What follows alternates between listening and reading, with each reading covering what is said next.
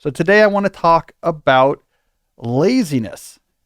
This is one of the most common types of messages I receive from my listeners. People saying, I am down on myself because I think I'm too lazy. I want to do more with my time, but I am frustrated that I can't make this happen. I want to respond to those messages by tackling this problem in today's deep dive segment.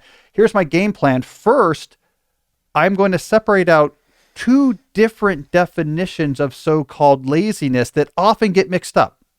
And when they get mixed together, it makes it very hard for us to make progress on figuring out what's really going on. So we're going to separate out these two common different definitions of what people mean by laziness. And then for each, I have a big idea about how to overcome it.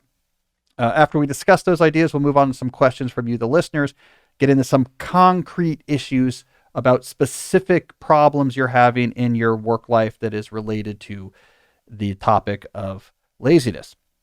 All right, so let's get started. What are the two definitions of laziness that are hidden in the bigger term? The first is what I'm going to call elite laziness. This is typically a term that someone will use to describe themselves when they are already doing well, but are frustrated that they're not achieving more or doing better. They feel like if they could just muster a little bit more energy and be less lazy, they would be even more impressive, right? So examples of elite laziness is someone saying, I have a startup, it's doing fine, but it's not a unicorn. It's not a 10-figure net worth type company. It's someone who says, I have a nice house here, but man, I'd really love to live in that type of house in that neighborhood. That's where I really want to be. It's, I got the tenure track professorship, but it's not a top 20 school.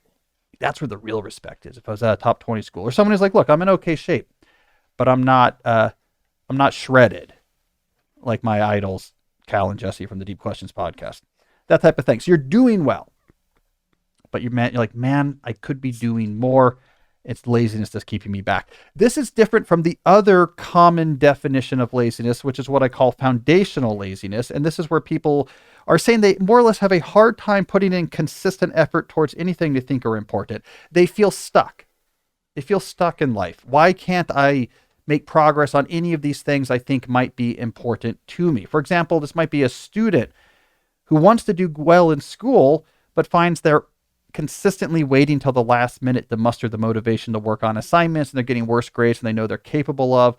Someone who knows they're smart, but at work keep dropping the ball. They can kind of tell that their bosses see them sort of as a liability and not as an up-and-comer, right? This is someone who says, look, I want to be healthier, I want to read more, I want to spend more time on this hobby or whatever it is, but just find they never can get more than a few days before they fall off their interest. Once their energy wanes, the Peloton gets spider webs, the woodworking equipment never leaves the shed. This is people who would say, look, I want to date, I don't like being alone, but I don't even know where to start, who'd even be interested in me. So it's this idea of, I just can't get rolling, I'm stuck. Now, to be clear, before we get into how to address these two definitions, I don't like the term lazy. So when I say elite laziness and foundational laziness, I'm only using that term because this is how people are self-describing. As we'll see as we get a little bit deeper here, it is not a very accurate term. The idea that there's some sort of just moral failing here or failing a character does not really describe what's going on. So we're using the word laziness here always with implicit quotation marks. It's while people are, I think, inappropriately describing themselves. All right, so what I want to do is tackle each of these two separately. And the reason why I want to tackle these two things separately is that typically we don't. In conversations on laziness, these two things get pushed together, and this can cause issues, in particular because the type of people who write about laziness tend to be the type of people who suffer from elite laziness. They're people like me. They're well-educated writers. They're in a position to be writing a book about advice in the first case. And so the type of laziness they're used to, quote unquote, is this sort of elite laziness. Whereas I would say most people who use this term, most people who write into the show with this issue are suffering from the foundational laziness. So the advice that an Ivy League educated writer doing an essay for The Atlantic about laziness might give about that topic is probably not going to seem very useful to someone who's not from that situation. So we got to separate these two things. Let's deal with them both separately. All right, so we'll start with elite laziness, which is talked about more but is less common. This is where we get in conversations all the well-meaning but somewhat intellectual discourse on achievement culture or the culture shaping effects of late-stage capitalism. Elite laziness is often marked up to a sort of American drive to win or get ahead. You're on this treadmill of accomplishment where there's always new things you could be accomplishing. It's that seeking of the feeling of I did this new thing, of competitiveness that drives us into it. It's a hard dynamic to navigate, right? And here's why. You kind of have a tension going on here where, again, a lot of the discourse about elite laziness says, chill out. There's more to life than whatever, Harvard or the job at Goldman or the house in Westchester or the New York Times bestseller list, appellation for your book. It's a sort of just chill out. Culture is shaping this. Culture is making you want to keep having more and accomplish. Don't let culture push you into this. You just need to chill out, right? That's the standard response here. And there is a lot to that makes sense, but the problem with it is trying to understand when to chill out. So I'm going to draw a picture because I'm a fantastic artist. So if you're listening to this instead of watching, go to thedeeplife.com/listen. This is episode 276. The videos are at the bottom. I'm going to draw a picture here just to capture the dynamic we're in. Okay. And we'll see why this is difficult. So what I'm drawing on the screen here is an expert picture of a mountain. Why don't you say, Jesse? You see there's Bob Ross caliber picture. There's snow on the top. No, this is Bob. Yeah, I am like Bob Ross. Okay. All right. So here we have two mountains, and I'm drawing on top of the smaller of the two peaks an expert picture of a person looking up towards the higher peak. All right. So this is the classic setup for elite laziness is you're on a sizable mountain, but you're looking towards the higher peak and thinking like, well, why am I not on that peak? Why the standard response can be difficult of just like, hey, chill out is the question is, when do you chill out? So I'm going to draw over to the side here, a much smaller mountain, and maybe when you're on this much smaller mountain, you shouldn't chill out yet. You should keep pushing, right? Because you're capable of a lot more and you're going to be dissatisfied if you stay on that smaller mountain. But at some point you get to a peak where the sacrifice required to get to the next one is too high, or maybe it's unclimbable itself if we're really going to torture this metaphor. So the hard part about navigating elite laziness is trying to figure out when to follow the common advice of just chilling out.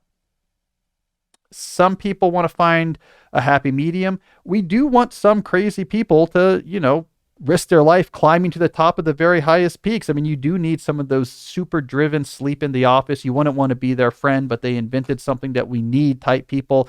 We need those people out there as well. So this is a hard dynamic to navigate. So what should we do? I'm going to give an idea. I call this idea the inverse law of accomplishment. And my claim is going to be that if you follow this law, it will actually help you expertly navigate this tension. So what is the inverse law of accomplishment? It says simply, the more impressive the goal you are pursuing, the less other things you can also be doing in your life. So I'll draw an expert chart here on the screen to try to capture this.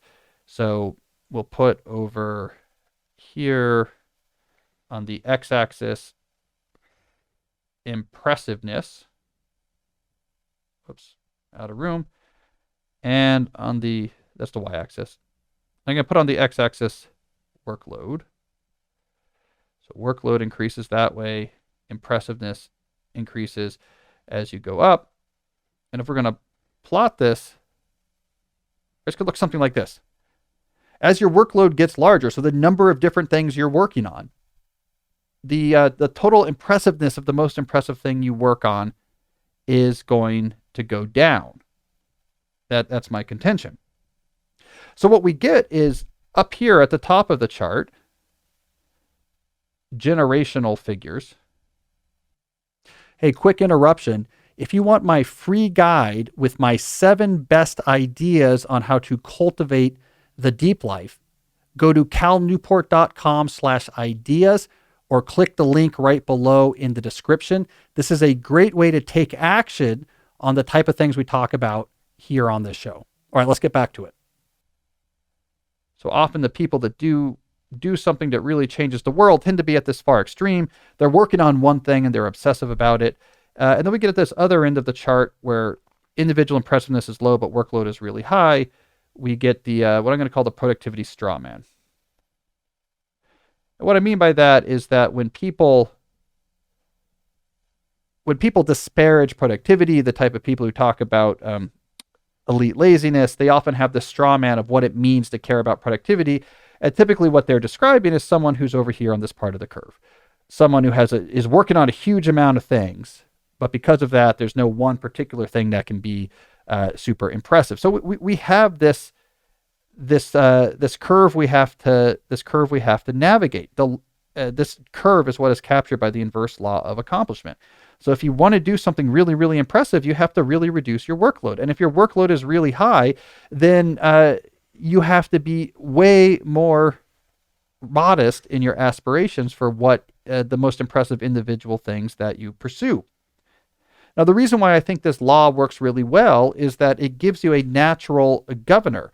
So if you say, okay, I want to do something really big, and you follow this law, you're like, wow, I'm going to have to get rid of most of the stuff I'm working on. And for a lot of people, that's a natural governor. You say, well, I don't want to get rid of all these things, or it's impractical for me to get rid of all these things. I mean, this job requires me to do these other things. And it reduces the goals that you're pursuing to something that's more realistic for your current situation. On the other hand, if you have a really ambitious goal, you say, okay, I really have to reduce what I need to work on. And let's say you say it's worth it, and you do, that reduction of everything else you're working on forces you then to face starkly this goal you're now all in on. It's much more urgent when you've turned off everything else in your life, and now you're much more likely to confront the reality of that ambitious goal, what is really required. Maybe do something like the reverse goal setting process we talked about in episode 275, and you're much more likely to succeed with it. What you avoid in this situation is what a lot of people do, which is they're down here in the productivity straw man type territory. They have a lot of workload. They take on a very impressive goal. I'm going to run this marathon. I'm going to publish this world-changing book. I'm going to become a master of the Hellenistic classical period philosophy. And they don't succeed with it because they're ignoring the law. They have too much going on to do something that impressive. And then they just say, oh, I must be lazy. So the inverse law of accomplishment gives you a very useful governor or reality check on how big accomplishments happen. And if you suffer from calling yourself lazy in the elite laziness category, I think this is going to be a much better way to navigate these tensions. Hard stuff's good, but it's hard. There's only so much you can do, and some people do more than others. Let's face it realistically. All right, so now let's move on to the other definition of laziness that people often have in mind when they use this term, and that is foundational laziness. Now, the issue here, again, is not a moral defect. It typically is lack of structure in your life. And by lack of structure, what I mean is you have any number of things that are pulling at your attention or demanding your attention or demanding action at any one time. So, for example, I will draw I would say, an anatomically accurate picture of the human brain. No, this is not an MRI scan. I'm drawing this myself for those who are watching. That's the brainstem, Jesse. And then as you can see here, these lines are accurate brain folds. What happens with foundational laziness is you have all of these different things constantly pulling at your brain. What about this? You got to get gifts for this party. What about this project you're supposed to be working on? Aren't you supposed to be exercising? Our gutters look dirty. There's, as happened in our house recently, a vacuum cleaner fell down the stairs and knocked a hole in the wall at the bottom of the stairs. Really? Yeah. It's an annoying thing to deal with. We finally fixed it, but these type of things, right? So when you have all of these different things pulling at your brain only has so much capacity and energy. So you're making progress on very few things. You're dealing in the moment with reaction. You're constantly stressed and anxious about things. So when you're in this state that I have so expertly illustrated, you are going to feel like, why can't I make progress on anything? I always feel stuck. It's because your brain is in a setup where it is very difficult to, in this chaos, somehow make consistent steps towards multiple things that matter. So, what's the right solution to this so-called foundational laziness? It's going to be a strategy that I call total loop closure. With total loop closure, your goal is to get to a state in which there is essentially nothing that you are keeping track of, only in your mind. If you can get that control, so there's nothing that's floating around like, well, I got to remember to work on this project, or I need to call the landscaping people, or the dryer door's not working, or did I get back to Bob about that meeting? I told him I'd send him some notes. If there's nothing like that that exists only in your mind, where you sort of have to be worried about it, like, I got to remember this, at some point I have to make progress on this. If your mind can be, as David Allen would say, like water, just clear, you are now going to escape the trap of foundational laziness, because what this requires is full control over the obligations and information in your life. And once you have that control, you now have the cognitive breathing space to actually make consistent progress on things that are important. Until you have that control, it's very difficult to do, unless you just get into a fit of inspiration and just drop everything and focus on something. But outside of that, you are not going to make consistent progress in a state of chaos. If you accomplish total loop closure, you can. Total loop closure becomes this key first step, a platform on which you can build intentional action and not just reactive, chaotic action. So how do you achieve basic loop closure? 5 things. 5 things you need to add into your organizational life to get there. I'll write each of them on the screen here expertly. Number 1, calendar. I always spell calendar wrong. No, I didn't. There we go. It's boring, but it's critical. Every appointment that has a specific time or date associated with it, so this is 3 o'clock on Thursday, or maybe due today at some point. So anything that has a specific time or date associated with it needs to live on a calendar, a single calendar that you use. Use a digital calendar, sync it with your phone so you can both see and update it from wherever you are. Any relevant information for a particular deadline or appointment should just be added straight to that appointment on your digital calendar. So that's where it is. Here's the Zoom link. Here's the directions to the office. It is all there. You can live by this calendar and never miss a thing that you have committed to that has a specific time. Again, it sounds obvious, but a lot of people don't do this. That's number 1. Number 2 is going to be task storage, or what I sometimes call obligation storage. This is classic David Allen. You have to have a place where every obligation or commitment that you've made is stored along with the relevant information, a place that he calls a trusted system because you know you're going to review it on a regular basis. This could be simple at first. This could be a document, a text file where you're just making big list of things. Here's the list of house-related things I've committed to. Here's the list of ongoing work-related projects. As I like to talk about on the show, I use Trello. I have a different Trello board for every role in my professional and non-professional life. So I have like tasks or obligations stored with like tasks and obligations. So I can look at one role without having to context switch and think about unrelated roles. I use columns for the different types of obligations or tasks in each of those different roles. Let's not even get lost in the details here. The key is you have to have a place that's good, everything's there, and that you trust it. David Allen's book, Getting Things Done, is great about that methodology. Third, MSP, multi-scale planning. You have to have a multi-scale planning discipline. I have a seasonal plan. Here's my fall plan, my winter plan, my spring plan, my summer plan. Or you could call it a quarterly plan, you can call it a strategic plan. I don't care what words you use, but the big picture plan that covers multiple months. Here's the big projects I'm working on. Here's the systems I'm trying out. I exercise every morning at this time. A place where that's all written down. You're seeing the big picture. You don't have to just remember on a random Tuesday, oh, I'm supposed to be making progress on this book chapter. You have that in your big picture seasonal plan. Every week, you look at your seasonal plan to create a weekly plan. You confront your calendar. You make changes if you need to. Let me cancel this appointment and move this appointment because that's going to open up all Thursday morning. That's going to be key for getting this other thing done. and you work through, what am I working on this week? How am I making progress on what's already on my calendar, what's in my task storage, and what's in my seasonal plan? And you can just write your weekly plan out freehand. My time block planner, for example, I just have a lined piece of paper page where you can just write it out freehand or type it in a text document. Don't worry about being too structured here. Then every day you look at your weekly plan to make your daily plan. I suggest doing a daily time block plan where you actually give every minute of your workday a job. You can do it the way you want, but you have a plan for now. Looking at my weekly plan, what am I doing today?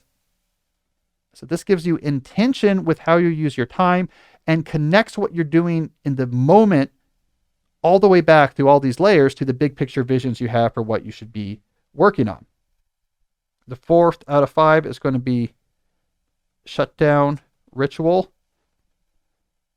You're not going to obtain total loop closure if you don't, at the end of your workday, grab the stuff you haven't had a chance to process yet.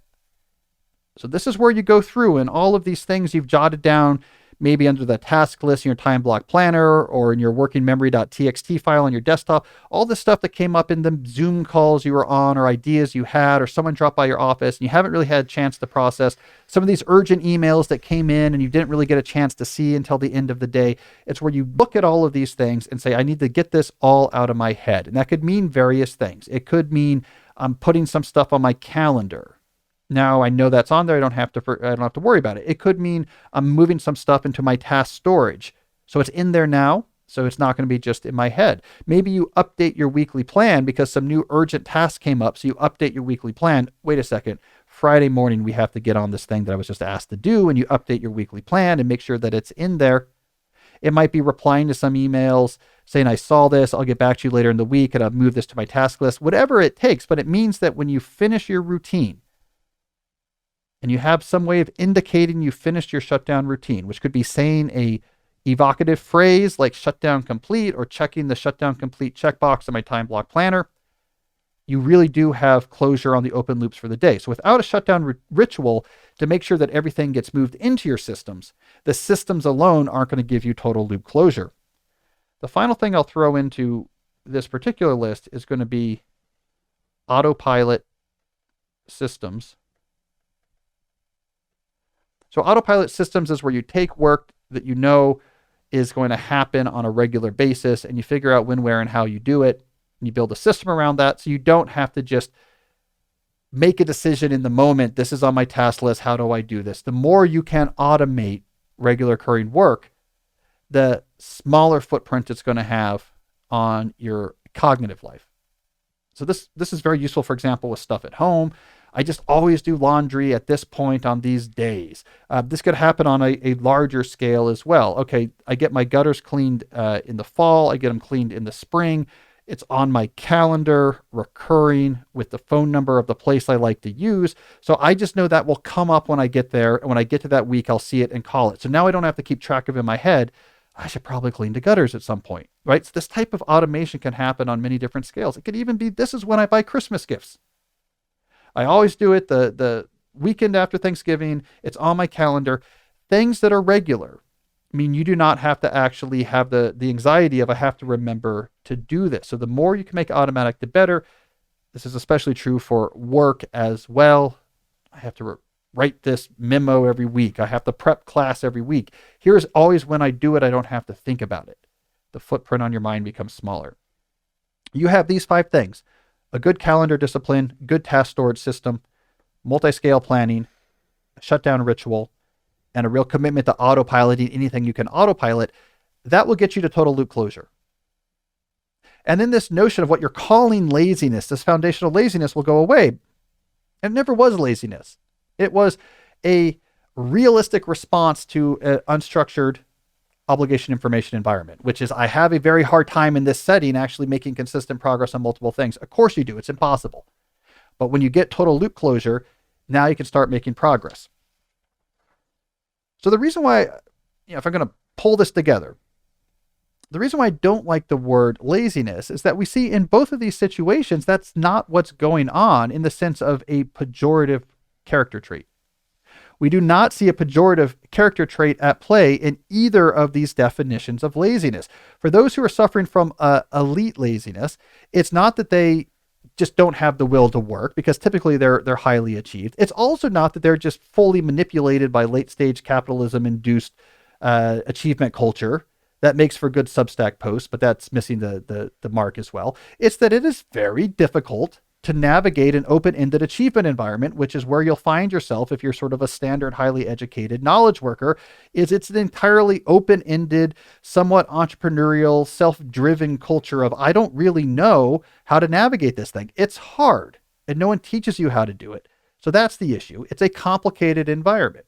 So something like the inverse law of accomplishment helps give you a map to an otherwise complicated situation. The same thing's going on with what we called foundational laziness. Is there is not a pejorative character trait here. You're not lacking more will or discipline than someone else. It is that you're in a very complicated information obligation environment, and taming this is not easy. These ideas I put on the screen are ideas I've worked on for a decade. This stuff is hard. It's not obvious.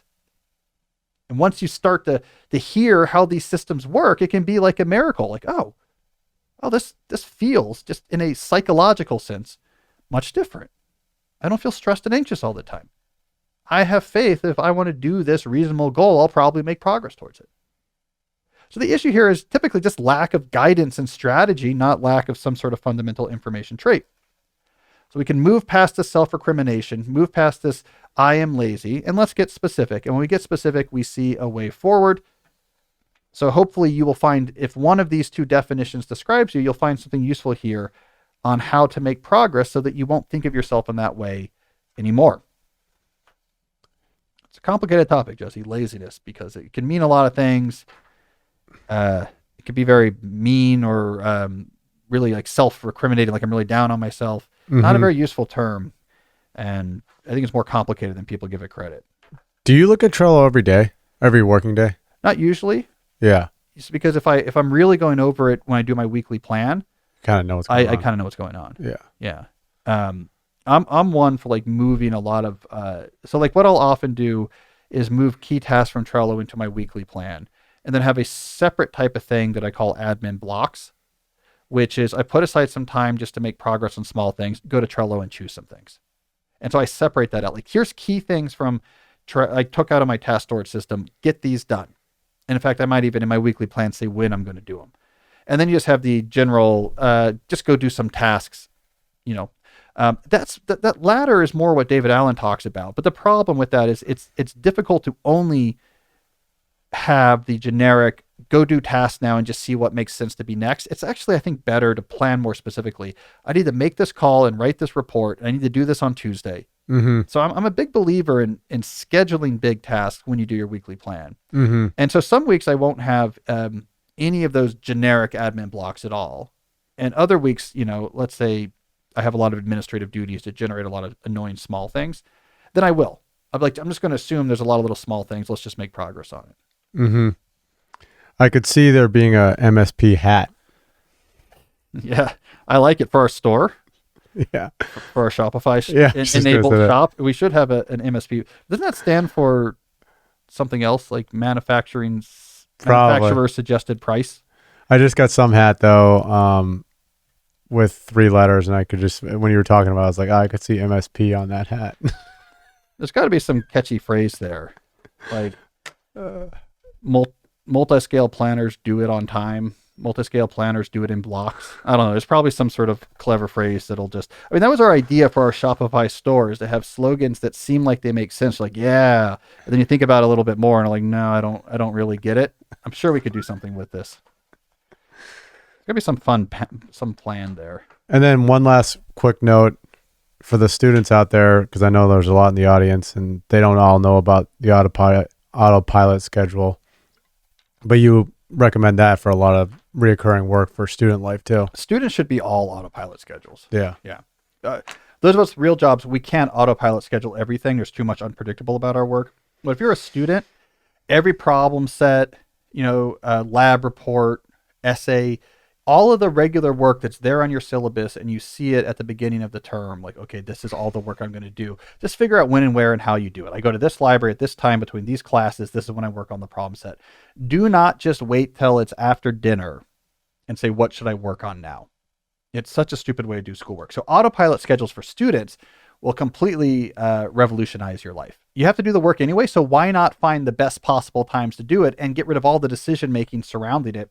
I mean, the other thing I suggest to students is to even turn the major papers and exam studying, make that automatic by at the beginning of the semester, actually figuring out where are my exams and then working backwards. When am I going to start studying for these exams and blocking that time on your calendar?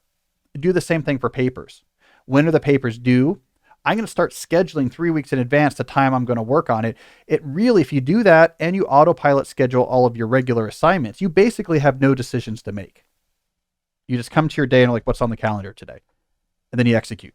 Like, that's the right way to be a student. The bonus of that is if this doesn't fit, you try this and this doesn't fit, you're filling up your whole day and you still don't have enough time. Now you have a clear signal, your schedule's stupid. Make your schedule easier. No one cares, and I don't want to beat this horse too much. No one after you graduate cares about the relative difficulty of your schedule. They want to know where you went to school, what you majored in, and your GPA. They do not know that in the spring of your junior year, you were taking 5 courses instead of 4, and 3 of those courses were pretty hard. No one gives you brownie points for that. So why have what I used to call heart attack semesters if you can avoid it? So the nice thing about autopiloting is it gives you a clear signal of, well, how much work have I committed to? As a student, that might mean I need easier classes. But if you're building an autopilot schedule as a professional and you're still having a hard time with it, it tells you your workload's stupid. Make your workload less. It doesn't fit. You have no margin in this. You're doing too much. So that's my secret benefit of autopilot scheduling your work is you have to confront if you have too much work. And so you get that extra benefit out of it. All right, so I want to get on to some questions, but before we do, let's hear a word from our sponsors. This show is sponsored by BetterHelp. Look, this time of year, as we get into the holidays, can be a lot. You've got family and you've got travel and you've got a lot of things that you don't really want to deal with are coming back up again. And this can mean sadness. This can mean anxiety. So this might also then be a good time to actually do something positive in your life to counteract these feelings. And that positive thing is therapy. If you find, ruminations on that make you anxious, ruminations that make you feel bad about yourself, if you find these become very overwhelming this time of year or elsewise, you need to see that like you would see a pain in your knee. Okay, this is something I should have a professional take care of. A therapist can help you take care of it. This should be the gift you give yourself this holiday season. Now, of course, the issue with therapy is often logistical. How do I find a therapist? It has to be someone nearby, but they don't take my insurance, or they're very expensive, or as happened recently for a lot of people have discovered, everyone's full. I call the people nearby and no one has any appointments. The good news here is our sponsor, BetterHelp, can make the process of finding and working with a therapist much, much easier. It's entirely online, designed to be convenient, flexible, and suited to your schedule. You just fill out a brief questionnaire to get matched with a licensed therapist, and you can switch therapists at any time with no additional charge. It is the easiest way to start taking care of yourself and making sure the life of your mind is healthy. So find your bright spot this season with BetterHelp. Visit betterhelp.com/deepquestions, one word, today to get 10% off your first month. That's BetterHelp, HELP.com/deepquestions. As we get to the holiday season, you also want to look good. This is where we have our friends at Rhone's Commuter Collection enter the scene. It is the most comfortable, breathable, and flexible set of products known to man, and here is why. Rhone can help you get ready with their commuter collection for any occasion because you have pants, dress shirts, quarter zips, and polos. So whether it's the holiday Christmas party, or you're going out golfing with the cousins, or you're doing your last minute travel or shopping right after work, The commuter collection clothes gives you what you need. It has comfortable four-way stretch fabric that provides breathability and flexibility, leaves you free to enjoy what life throws your way. It also has wrinkle release technology. Wrinkles disappear as you stretch and wear the products. It's that easy, so you don't have to worry about, do I have to iron this, and is it getting more wrinkled as the day goes on? It also has Gold Fusion anti-odor technology, which will leave you smelling fresh and clean all day long. This stuff, and this is key to me, is 100% machine washable. I love the Roan commuter collection clothes for things like teaching, where I'm going to be on my feet all day and I'm going to be talking to kids, and the room is hot or it's cold. And just knowing I can throw this stuff in the washing machine, the wrinkles just release on the hanger. It's going to look good all day. It's going to be breathable, lightweight. It's very useful clothing. The commuter collection can get you through any workday and straight into whatever comes next. So head to roan.com/Cal and use the promo code Cal to save 20% off your entire order. That's 20% off your entire order when you head to RHONE.com/Cal and use the code Cal. It's time to find your corner office comfort. All right, Jesse, let's do some questions. Oh, there we go. Forgot the sound effect. Let's hear that one more time. Now we know we're ready. All right, who do we have next? That's great. I can't wait to get the slow productivity sound effect. I know we don't have our music yet. I'm just going to make you press the button a bunch of times when we get to our slow productivity corner. Shopify sales line? Yeah, basically. All right. All right, first question from Dave. I'm a decade-plus long GTD practitioner and a recent convert to your time blocking and strategic planning methodology. By the way, I love my time block planner. As you know, GTD says that anything with 2 or more tasks is technically a project and that all projects should be on a project list. I'm a high school administrator who has many one-off mini projects. For example, meeting with a student and parent, seeking an answer to a parent's question or request, then getting back to the parent and perhaps a follow-up task or delegated task like making an adjustment to their student schedule. My question for you is, how do you track small projects without them bogging down your system? Well, I diverge from David Allen here. I don't have this really strict definition that once there's more than one task, it's a project and you have to have this long list of projects. So in David Allen's system, you're supposed to review these projects regularly, which he calls stakes in the ground, and figure out what next action is relevant for each, and then move those over to your next action list. And then for the rest of your day, you're blindly executing. So his whole thing is that you're constantly just blindly executing tasks that you're taking off of your list based on whatever context you're in, regularly servicing these lists so the projects add things over to it. I don't think this works very well in complex situations like the one Dave is talking about, where you're an administrator with lots of back and forth things, where there's balls in other people's court that are coming back to yours and things that are delegated. What I do is I will leave my seasonal plan is where I will store big projects. I'm working on this book. I'm working on this research paper. I'm working on this New Yorker article. Those do live in my seasonal plan so that when I make my weekly plan each week, I can say, where am I on these? Which of these do I want to make progress on? Do I want to move some big schedule rocks to clear out clear space? Small projects like the type you talked about here, Dave, I think a good task or obligation storage system is all you need. So let's take your example you gave of dealing with the fallout of a meeting with a student and a parent. So in my systems and my methodology, that meeting begins as a calendar invite, a calendar appointment. So you get to that meeting, and as you say in that example, let's say this now needs you to get an answer to the parent's question. You're going to have to get this from someone else. What I would do now is just add a task to one of my waiting for columns, right? So I would send that email. Okay, I need information so-and-so. And I would just put a task in a waiting for column. It says, I'm waiting to hear back from this person about this parent's question. Here's what I should do once I hear back. And then once that information came back, I would then move that task over to a to-do soon type column where it's like, get back to the parent with a summary of this information I received. I would just paste that information into the back of the card in my Trello board. And when I'm building my plans, I would schedule that task. When I get to that task, I would have the information there. I'd get back to the parent. Multiple steps just happened here. So technically a project built around talking to a parent, getting an answer to a question and sending it back to the parent. This project just occurred, but I didn't need to have that project in a separate list. The key is the key information and obligations lived in my task obligation system in a way that I could track their status and see them as I did my planning. in general, for these 4 or 5 step projects that have some steps you're waiting to hear back, that's the best way to do it. You're just daisy chaining tasks. This task generates a new task, I put that on my list. When this task is done, that generates a new task, I put that on my list. It wouldn't help me to have written down somewhere parent project, because the tasks themselves, as they finish, generate new tasks immediately that I add to my list. So I wouldn't bother with project list, Dave.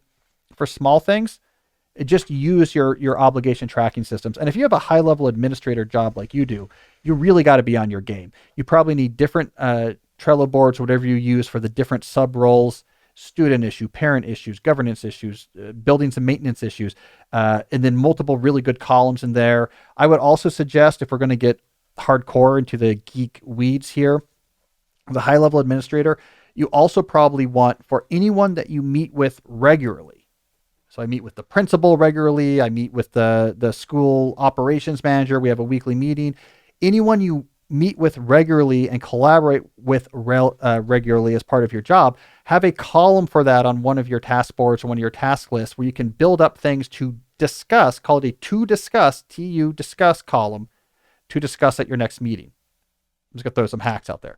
So now as things come up that, okay, this is relevant just to talk, I need to talk to the principal about this, you just add them to that to discuss list. And then when you get to your next meeting with the principal, boom, boom, boom, boom, boom, you go through those things. You don't just send out emails or wait for them to come back. All these type of, we could call them hacks or optimizations, make a difference when you're in one of these highly reactive, complicated leadership coordinator roles. And so all these type of things make a difference. But no, don't have a project list for the small things. You have way too many of those, Dave. Just trust your systems. All right, what do we have next? All right, next question is from Arnie. I want to return to running and bodybuilding, but I can't make time for them because I work really long hours. I can only see 2 solutions. Accept that realistically I won't be able to progress in my health and fitness goals as I would like to. Or 2, accept that I'm doing too much and maybe this is unrealistic to achieve these goals alongside my work. All right, so Jesse, I'm going to consider this because this answer is going to be relevant to slow productivity, the topic of my new book coming out in March. Let's consider my answer to this question, our slow productivity corner segment of the week. We don't yet have music, so why don't you give me like 4 or 5 transition sound effects in a row. There we go. Yes. You can feel the segment beginning. Now we know slow productivity corner has begun. Once a week, I want to have one question that we really need good music for that. Well, my suggestion was circus music. So I like that better, but for now we'll do 5 transition sound effects in a row. All right, Arnie, I'm going to give you an answer that comes right out of my slow productivity philosophy. First, I'm going to assume, based on your elaborated question, that this running and bodybuilding you talked about is actually very important to you. So this is not a one-off or aspirational goal. This is not, I watched an inspirational Instagram influencer and I want to be a bodybuilder. I know from the elaboration that this was an important part of Arnie's life. These were kind of core to it's a core interest, his fitness, being in very good shape in this way. So with that in mind, my suggestion is let's put aside serious time to do this, make your work schedule adjust. I am going to guess if you don't have time, and this is serious, we're talking 60 to 90 minutes a day probably you need to do this at the level you want to do it. If you don't regularly have that time in the type of job you're explaining to me, it's possible that the exact workload that this job requires from you takes up exactly like 10 hours a day and makes that impossible. Or what is more likely is that you are just implementing what I call the 20% rule, which means you have more work and obligations coming at you than you could ever hope to accomplish. So the heuristic you are implicitly deploying to figure out how much work to take on your plate is to wait until you have 20% too much on your plate. And at that point, the stress and anxiety of having so much to do gives you psychological cover to say no to more things. When you deploy the 20% rule, which is an idea I get into deeply in my new book on slow productivity, when you deploy the 20% rule, you guarantee that you'll always have just a little bit too much to do. Now, here's the thing. It's arbitrary. If, let's say, you had very low sleep demands, you're like a Jocko Willink type, you could add 20% more work onto your day. And let's say you went the other way and took 20% of the work you were doing off your plate, you would still be fine. It's pretty arbitrary where we draw this line of where we say yes and no in a highly autonomous obligation environment like knowledge work. So I think what you've done is just let your life get to a point where it feels clearly overfilled. And then you can say, I have psychological cover now to say, at least I'm not slacking. At least no one can say I'm being lazy because I'm working probably a little bit too much. And I'm saying just work less. Now I know that sounds scary, but what I'm going to predict is that if you took 20% off of your workload, you said, look, this is my 90 minutes where I'm doing my non-work related workout during the day. And I don't know, first thing in the day and however you want to do it. And I'm just working around this. It's like I have a medical issue and I have to go get tests every day. I'd make it work. You just make it work. I think you're going to find that your overall productivity, and now I mean this in the concrete sense of useful work accomplished, is not only not going to go down, but it might go up. There's a couple things are going to happen here.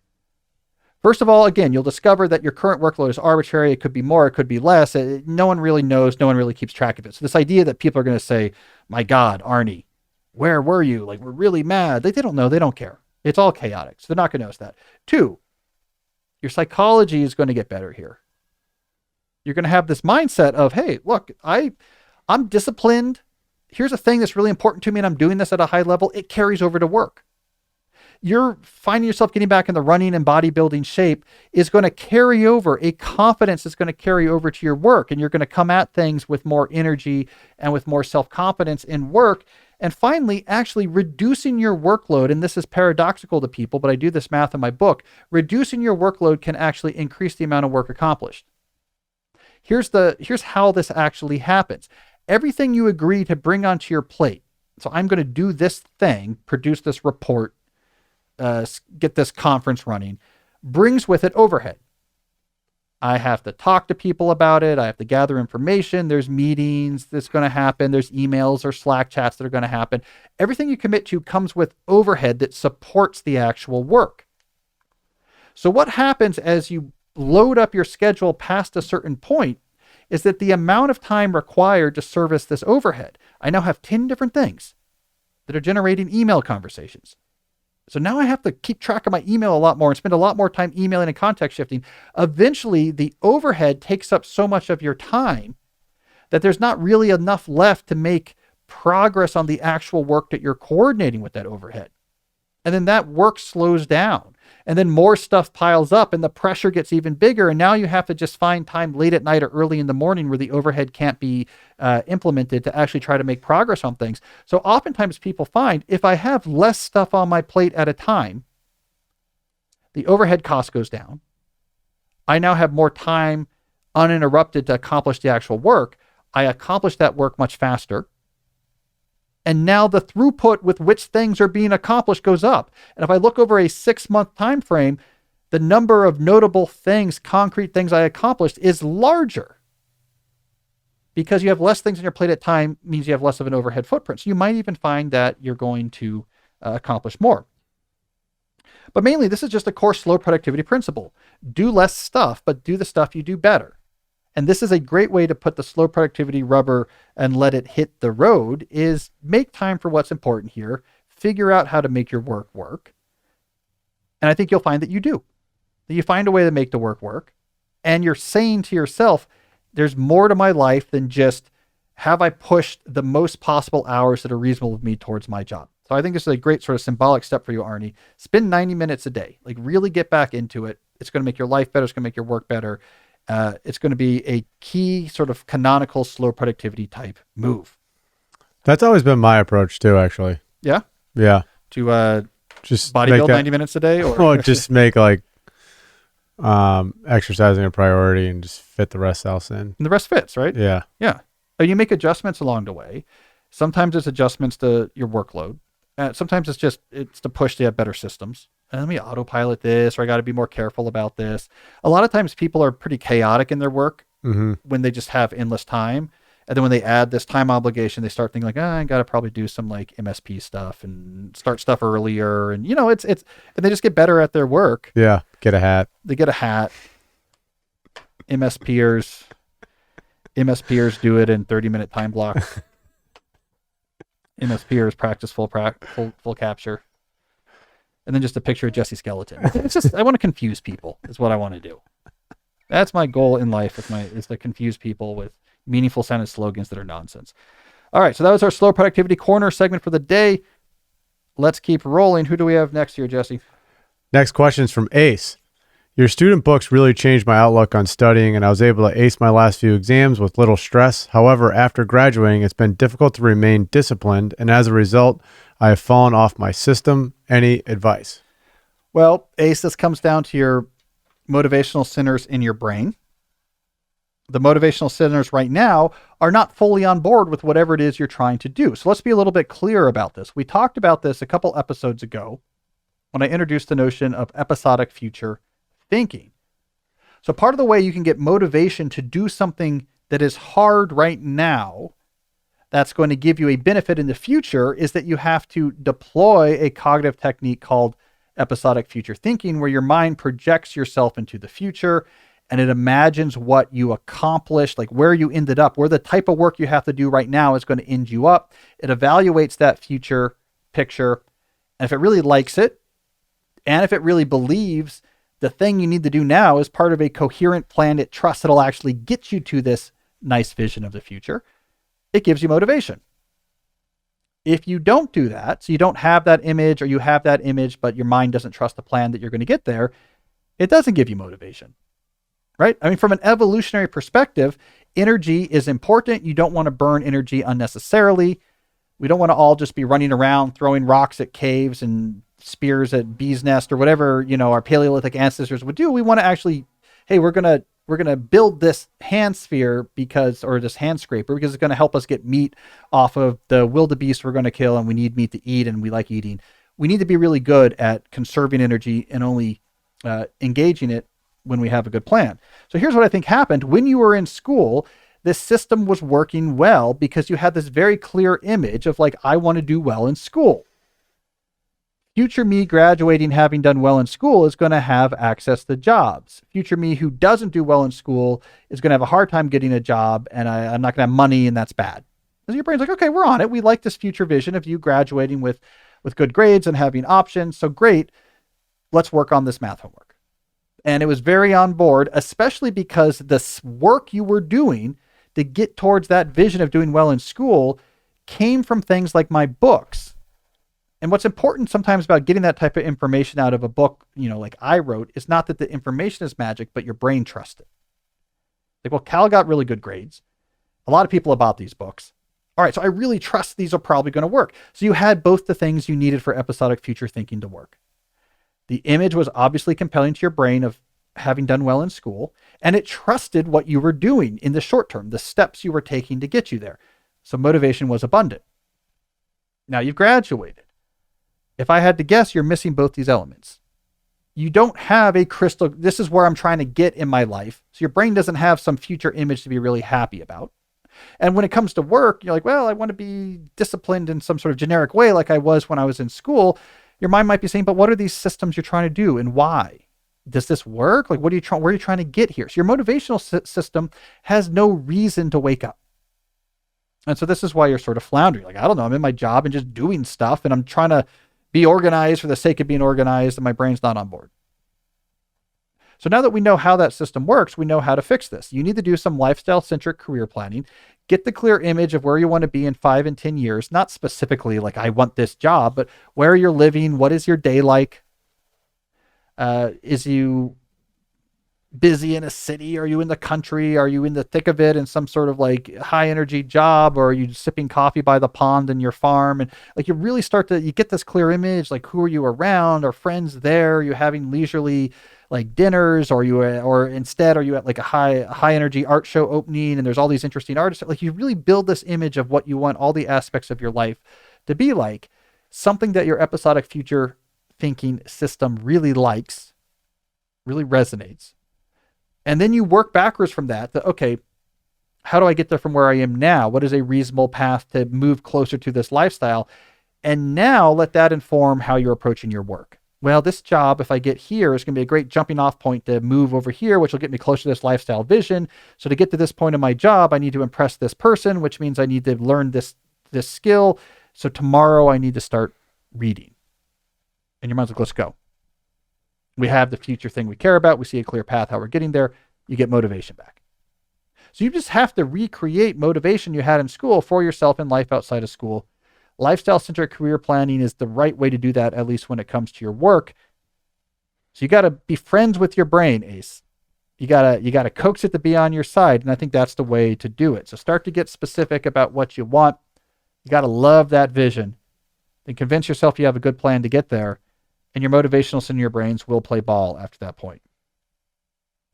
I always say, Jesse, I think that's like half the value of my student books. It's just people trust it because it came from a book. Mm-hmm. Like they could come up with a lot of those ideas on their own. So why do they need to hear it in a book? Is because you trust it because it's coming from me and not just something you made up. And you need both elements. I want to get good grades, and I trust that this stuff I'm doing will help me get there. You get the two elements. It's like the switch flips, and you can get after it. Yeah. You're missing one of those elements. Your brain's like, I don't know about this. I think for most students, it would be hard for them to come up with that. Like the students I come across, like Yeah, you might be right. There are some stuff, I mean, specificity. it would be like very few of them are going to figure that out. No, okay, fair enough. Fair enough. There is some complicated information in how to become a straight A student, how to win at college. All right, who do we have next? All right, next question from Andy.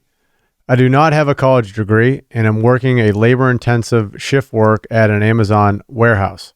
I want to make a move, and there are some reputable web development boot camps that have shown promising outcomes in landing their respective cohorts while paying entry to mid-level software engineering roles. I hear your stance on the importance of cultivating discipline and deep work. How should I go about this change? Well, I like the way you're thinking, Andy. You're moving very strategically towards I'm assuming you have a vision of your lifestyle, ideal lifestyle that does not include the hard shift labor at the Amazon warehouse. And so switching to knowledge work gives you a better vision of your lifestyle. You've been very strategic about this. I don't have a college degree, so this seems like a very tractable, maybe good way to go from where I am now. So you're finding an efficient path to where you want to get. All that's great. What I'm going to recommend is you get hard evidence about what is going to happen post boot camp. So I think it's good that the boot camp says we have these numbers, we place our cohort well. But if I was you, I'd want to talk to an actual employer and say, okay, this is my background. If I just came out of this boot camp, would you hire me? And if not, what would I have to do to be hireable? Get concrete evidence from actual employers. This is specifically what I would need to go from where I am right now to getting hired at one of these places, and this is what I can expect. Don't wander randomly forward through these opportunities. Work backwards from where you want to get. That's not only going to give you more motivation, but it's going to allow you to put your energy into the right places. It's what might make the difference between success and not success, because there might be 2 or 3 small elements that you're missing, that you don't realize you're missing, that might have made all the difference. My best example of this from my own life is when I got into professional book writing.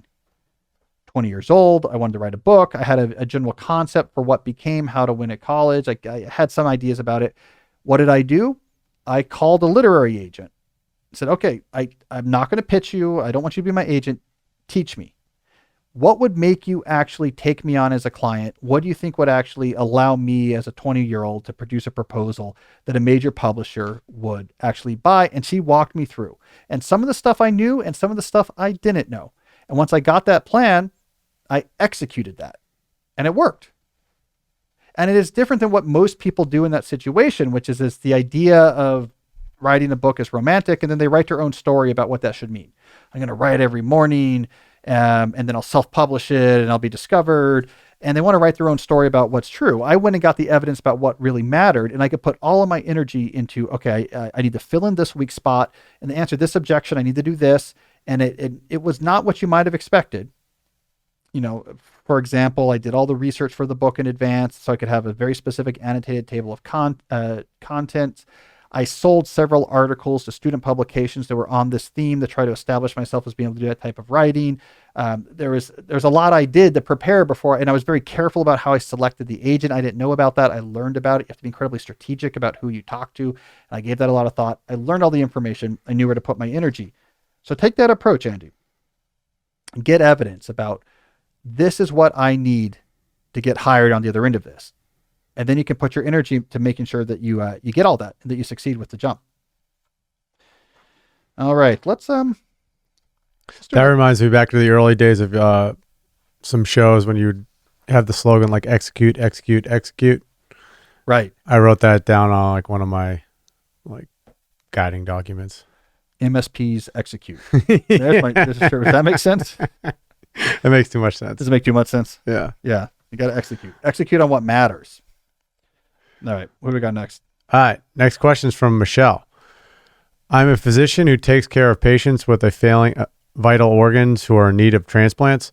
All day, I'm making decisions about patients, most of which are very complicated. After doing this all day, I find it hard to make any more decisions, even minor ones, and even executing pre-made decisions such as following my block schedule and actually doing what I wrote on it can be very challenging. Ultimately, it leads to procrastination on other personal goals and frustration from lack of progress. I'm not depressed. I love my job, but it takes a lot out of me. Any advice? Well, Michelle, I think this brings us back to when we were talking about elite laziness earlier in this episode, which is it's very difficult to try to navigate what's actually reasonable or not reasonable. Should there be more I should be able to do and I just don't have the energy or not? Is it a character flaw or is it some sort of reality check? This brings us right back to that point because what's going on here is you do have to take seriously cognitive toll. Hard mental jobs, like fatiguing jobs like you have, are actually fatiguing. And we should take that into account in the same way that if you had a very physically demanding job that was really tiring and was like moving heavy weights around, or you're a professional athlete, if you came back from that and are like, okay, now I have like this gym routine I want to do and other types of things, you're like, oh, my body is exhausted. It can't actually do that much physical labor. The mind's the same way. There's only so much really difficult context dependent cognition that it can do. It does get exhausted. So we have to just accept that as reality and then work backwards from it. So once we accept that as a reality, we're realizing probably your schedules are more wish lists than they are pragmatic plans. You're thinking when you make them, it would be great when I finish my shift at 6, if I could do this, this, this, and this. Those things would get done, and it would be really great to have them done. But it's not taking into account the reality of I'm toast by the time I'm done with my shift. I can't go run these errands or figure out complicated logistics for like our upcoming travel. I'm toast, cognitively speaking. So we have to accept that reality. So if we accept that reality that you have limited cognitive energy and your job is particularly demanding, we get some possible things to do. For example, simplifying your life as much as possible outside of work. You have a job that uses a lot of your brain. As a result of that, you might have to simplify the types of things you take on out of work because you only have so many cognitive cycles that you can actually give to it. This might mean reducing the total amount of this work that you actually do. This is common for physicians that work in shifts and have some autonomy over how many shifts they do. It's very common to say, well, my friend who's an accountant works 8 hours a day or whatever, and so I should do roughly that many shifts. But their work is harder. And a good reality check is maybe you need to work less given how demanding it is. An athlete learns pretty quickly, like I can't train this many days in a row. I sort of need off days. So you have to reality check your actual work schedule. Maybe you need an extra full day off a week or reduce the lengths of the shifts.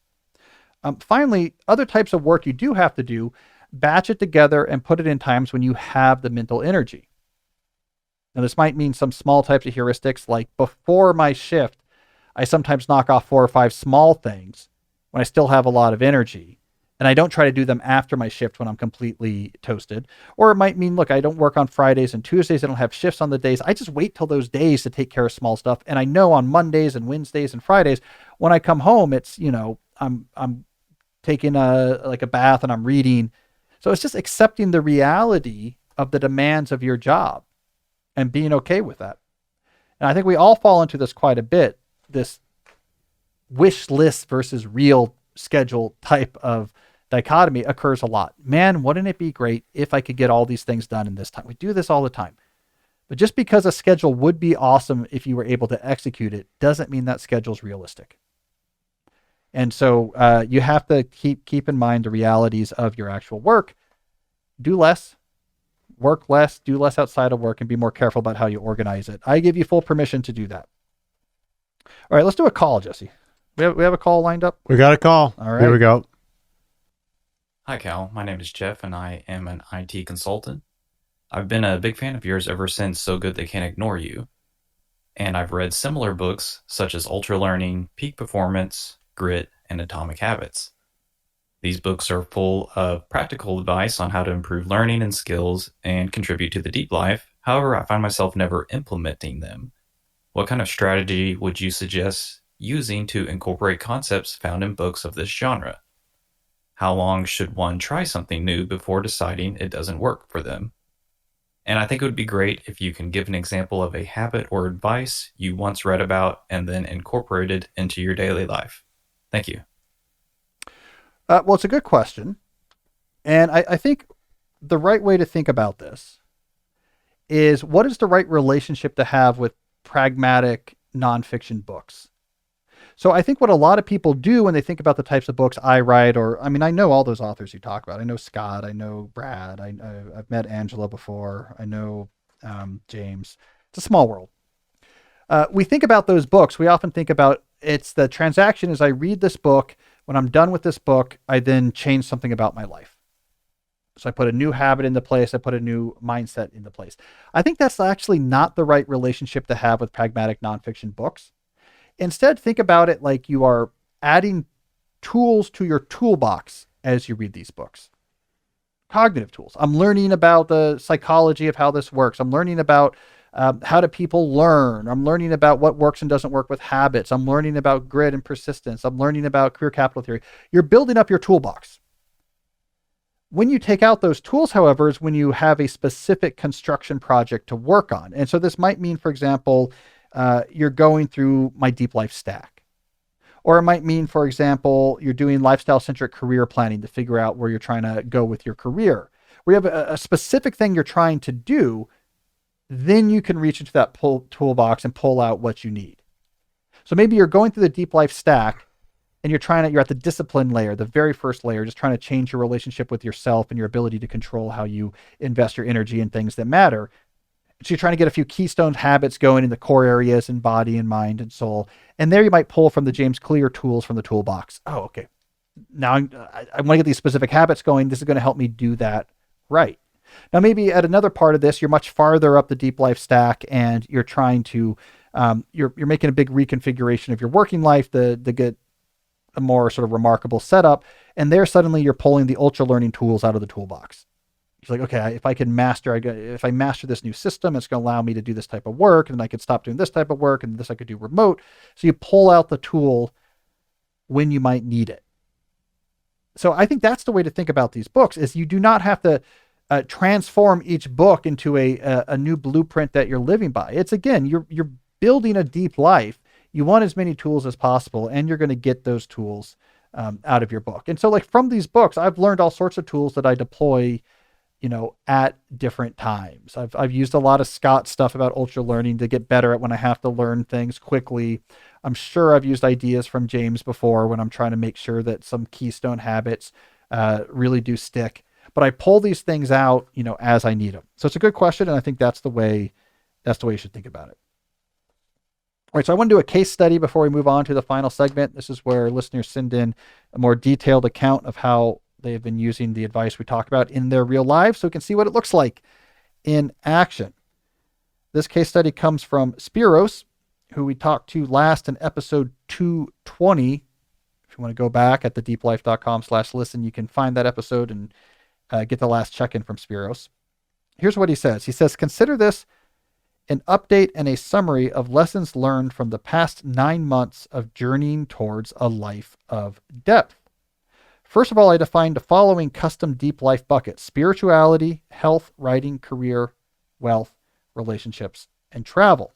I developed a couple of keystone habits per bucket. For example, my daily spirituality habits included journaling, meditation, and reading a page from the Daily Stoic. The health bucket has seen the most dramatic evolution. On the nutrition side of health, I started intermittent fasting and I quit alcohol and refined sugar. And on the fitness side, I started by swimming laps at a nearby gym's pool and eventually picked up yoga and a circuit class. Most of these habits have a standard associated with them, which is a concept similar to Cal's disciplines. For example, Another one of my daily health habits is something along the lines of I take a cold shower every morning. I can miss a day, but not 2 days in a row. The point is that I'm proactively giving myself some slack to avoid disappointment and discouragement. This comes in handy every now and then, especially when I'm traveling. Sometimes I even break the streak or chain on purpose to prevent myself from obsessing over it. Fast forward a couple of months, it was time for an overhaul. In terms of health, I switched to a ketogenic diet, which I've been on for 7 months straight. Fast forward a few more months, I'm now lifting weights, weighing myself daily, and counting calories and macros. I'm working towards a specific body composition goal in terms of body weight and body fat percentage, which will take me a while to achieve. I'm also currently in the midst of a radical change that touches on many areas of my life. After living in San Francisco for 6+ years, I did not renew my apartment lease and I moved out. Starting in September, I will spend about a year hopping from state to state. I will spend 2 to 3 months in Texas, Florida, Arizona, Utah, and Colorado. I will also use this as an opportunity to take a road trip through some of the U.S. national parks that I haven't seen yet, such as Yellowstone and the Grand Canyon. All this is not random activity. I've adopted and adapted multi-scale planning. I've clarified my top 3 to 5 core values, and I've written a one-pager that describes a day in my ideal life. That's the lifestyle vision that I'm working towards. From there, I set annual goals for some of the deep life buckets. I then come up with quarterly milestones and set monthly goals based on those. Finally, I do weekly planning and daily time blocking, which I finally adopted after signing up for Cal's Top Performer course. In fact, I've adopted all of the 7 baby steps as well as fixed schedule productivity. Ironically, I got promoted again, even though I rarely work more than 40 hours a week. All right, so I have a few observations. First of all, Spiros, thank you for sending the update. 2, I think what's important about Spiros' story is not the details of his approach, which to a neophyte might seem very complicated. And that's his personality type. I think some people like more complexity in their system. Some people like them simpler. Both can work. The key here is specificity, though. Spiros had a specific way of breaking down the different areas of his life, and he's working on those individually, allowing him to fix up different aspects of his life in parallel. Now, he was using the older Deep Life system with buckets. We talk more about now, but using Deep Life Stack. The key here is forget the details. He's being clear and specific and breaking down what's important to him and saying, how do I make progress on the different areas that are important to me? The third thing, which I think is important, is the continual upgrading. So he starts, you'll see in this case study, he starts with relatively simple things in some of these areas of his life. And then as those do well, he upgrades. And it gets more remarkable and a little bit more interesting. This is very common. It's the way we talk about running through the Deep Life Stack, is you go through the stack and then you cycle back through and you're upgrading things. So it's not in the first iteration that you're running around, traveling to the Grand Canyon, working remotely on a ketogenic diet. That's like iteration 3 or 4. Once you know what's important and you start doing some work in each of those areas, your mind thinks of yourself as someone who can make effort on stuff that matters, even if it's not necessary in the moment. And once you get addicted to that, then you keep upgrading and keep upgrading. It's really the after multiple iterations that people get to the lives that seem so remarkable, but they started from much smaller steps. So I really appreciated that about Spiros' story. I also appreciated the final note. He's downgraded just how much time he spends on work because he has this bigger vision of his life. Meanwhile, as far as his employers are concerned, wow, Spiros is doing great. Let's give him a raise. Let's give him a promotion. Because once you start living a deeper, more disciplined life, it just comes through. The work you do is better. The nonsense stuff goes away. You seem more confident. You seem more like someone who has your act together, and you do have your act together more. You get more and more flexibility as you get more disciplined about your life being deeper. There's this reinforcing loop that we see, a sort of flywheel effect we see going to Spiros' life. So you could have a much simpler plan than what he did. It could just be going through the Deep Life Stack with a couple things for each.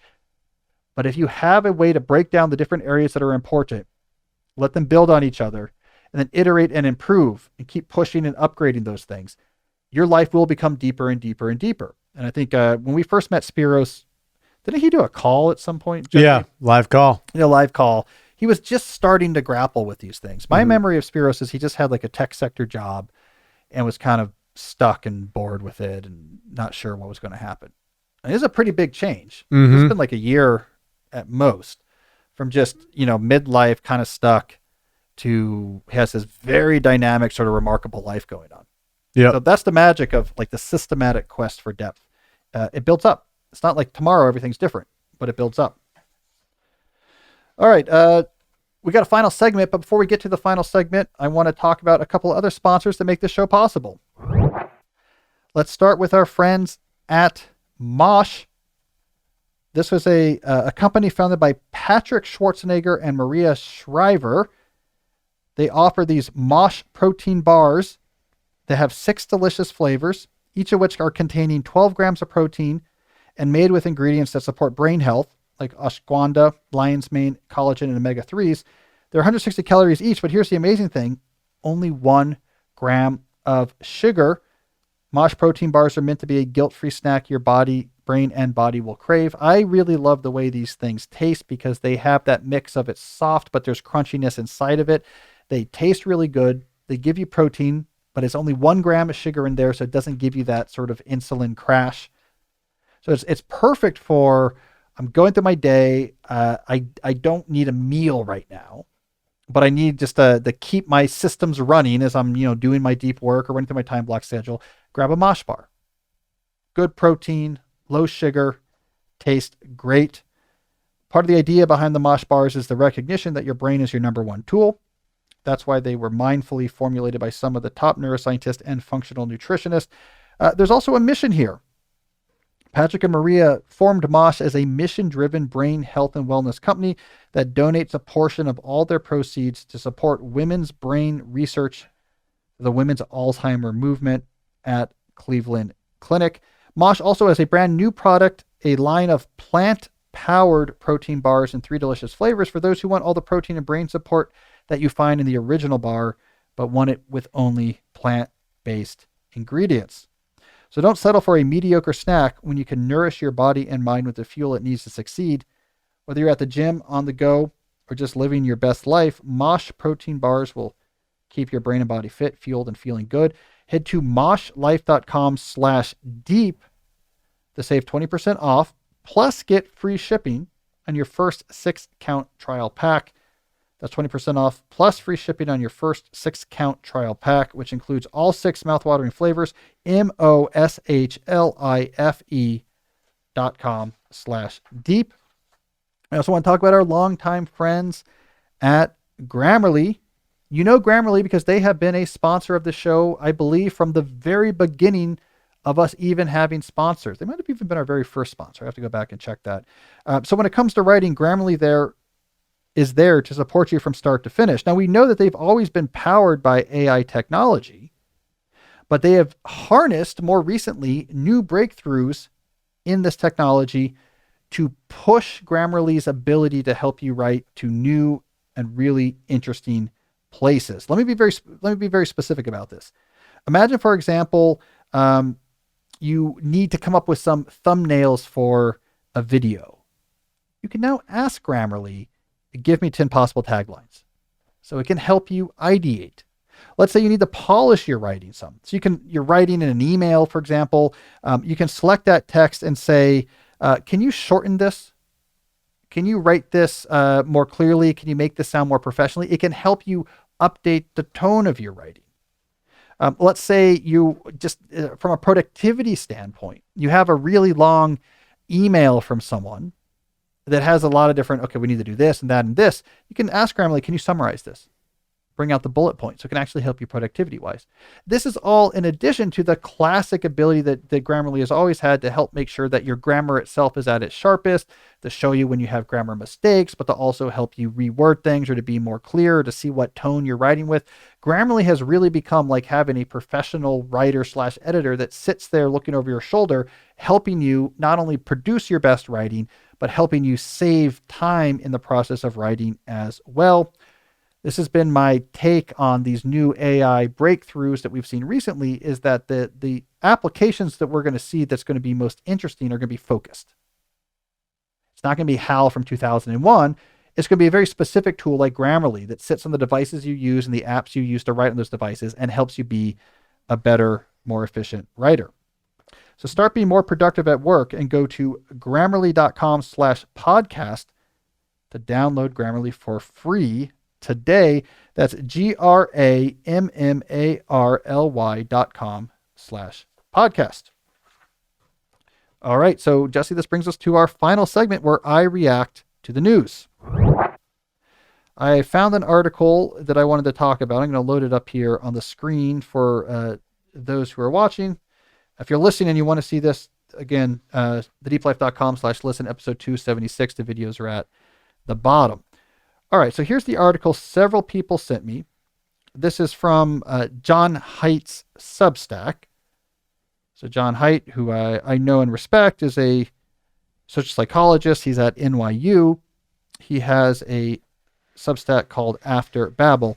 All right, so the particular essay I want to talk about today, this is from November 10th, is not written by John, but he has a guest writer, Freya India, was writing this essay. Freya is a member of Generation Z, and this essay was her reporting back on some of the challenges her generation has had with algorithmic content delivered through social media. This is a perspective from someone in Generation Z. So these would be people who were born, I believe, starting in 1999, which I think is kind of amazing.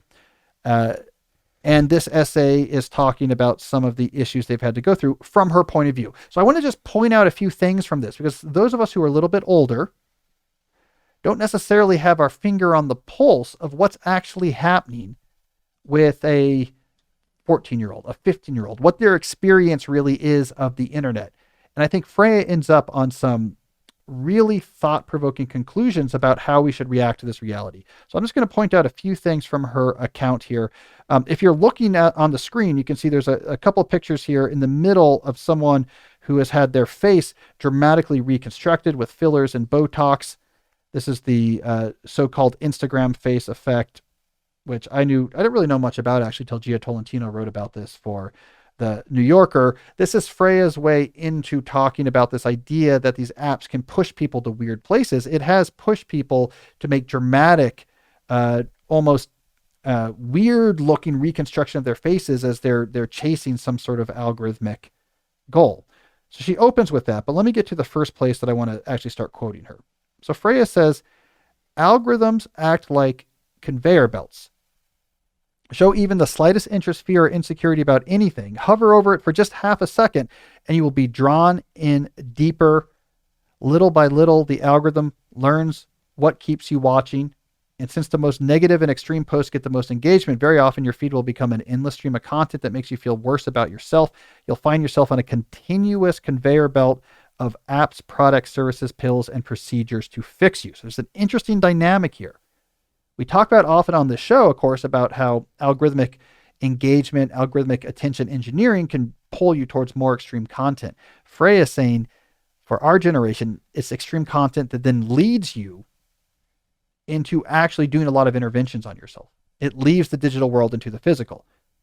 So to get more concrete about that, she says, let me focus on one domain where she has seen in the life of her and her peers the algorithmic conveyor belt have a real impact, and that is the domain of mental health. She says, I remember first hearing conversations about mental health in the mid-2010s when I was 12 or 13. The first YouTube stars started opening up tentatively about their anxiety and depression. Celebrities confessed to struggling. Mental health communities formed on Tumblr. I learned about anorexia, self-harm, and disorders like ADHD. It all felt important to talk about. But then things quickly began to change. I'll scroll down here. Where do we end up? With genuine conversations about mental health cheapened, monetized, and often trivialized into TikTok trends and fashion accessories. We've ended up with preteens making mental illnesses the core of their identity, with some teenage girls picking up tics from Tourette's influencers, kids self-diagnosing with dissociative identity disorders, and young women calling antidepressants hot girl pills and putting them in cute candy dispensers. This is not to say that all of these trends can be explained by algorithms, but the conveyor belt phenomenon can help us better understand Gen Z and particularly why everything feels so extreme. It's our looks, our mental health, our sexuality, our politics. So I think this is a really important point, because what Freya is indicating here is you can start with something that makes a lot of sense and is good. Hey, the social internet is a way for people to open up about mental health. Let's not have stigma around it. but the dynamics of the algorithms push it to this extreme where it can become very unhealthy, especially for young people, especially for 12, 13, 14-year-olds who are being fed more and more extreme content all the time. Now, the issue is for those of us who are older, who aren't on TikTok and Instagram all the time, it is easy for techno critics to remember the original thing. Well, this is good. They're talking about mental health more. Because we're not on TikTok all day as a 14-year-old girl, not realizing where the algorithmic conveyor belt is taking people. And so we might have a whole generation that is being pushed to these extreme mental health type areas and not realize it because we say, hey, if it's me as a 41-year-old, I think it was good that people talked about depression on YouTube 5 years ago. So we often miss what's really happening for the people who are using this much more. All right, so let's keep going here. Freya says, I believe we have some personal agency, but I also believe that a 12-year-old's mind is no match for a giant corporation using the most advanced AI to manipulate her behavior. Gen Z were the guinea pigs in this uncontrolled global social experiment. We were the first to have our vulnerabilities and insecurities fed into a machine that magnified and refracted them back to us all the time before we had any sense of who we are. We didn't just grow up with algorithms, they raised us. They rearranged our faces, shaped our identities, convinced us we were sick. Right? So there's a difference between a good idea and then using a good idea in a business model built around algorithmic attention engagement. It pushes things to an extreme. Here is someone from Gen Z saying this is not just psychological. This is not just like you millennials who are like, oh, when I'm on Twitter too much, I feel upset about the world. It's ruining people's lives.